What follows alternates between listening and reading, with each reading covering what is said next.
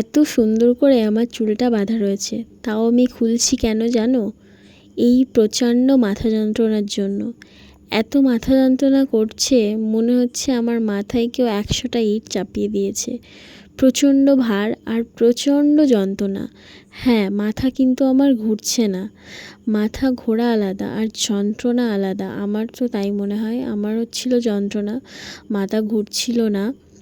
এই যন্ত্রণাটা শুরু হয়েছে তো 2 থেকে 3 দিন থাকবে। 2 দিন তো অবশ্যই থাকবে। কেন জানি না। তোমরা যদি এই মাথা যন্ত্রণাটা মানে কেন হয়, এরকম কেন হয়, অবশ্যই কোনো সলিউশন থাকলে আমাকে বলো কমেন্টে। তো মাথাটা প্রথমে ভালো করে চুলগুলো খুলে আঁচড়ে নিলাম। এরপর দেব তেল। এখন যদি সর্ষের তেল আর জল ভালো করে মানে মিশিয়ে দেওয়া যেত, খুবই আরাম হতো, ভালো হতো।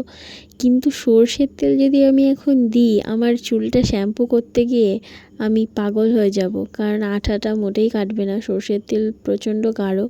তো ওই জন্য আর সর্ষের তেল দেবো না, নারকেল তেল আর জলই দেবো। বেশ ভালো করে তেল দিয়েছি মাথায়, দিয়ে আবার চুলটাকে বেনি করে নিচ্ছি, কারণ চুলটা বেনি না মানে আর করতে ইচ্ছা করছিল না। তাও কষ্ট করে বেনিটা করলাম, নয়তো আবার আমার রাতে ঘুম আসবে না।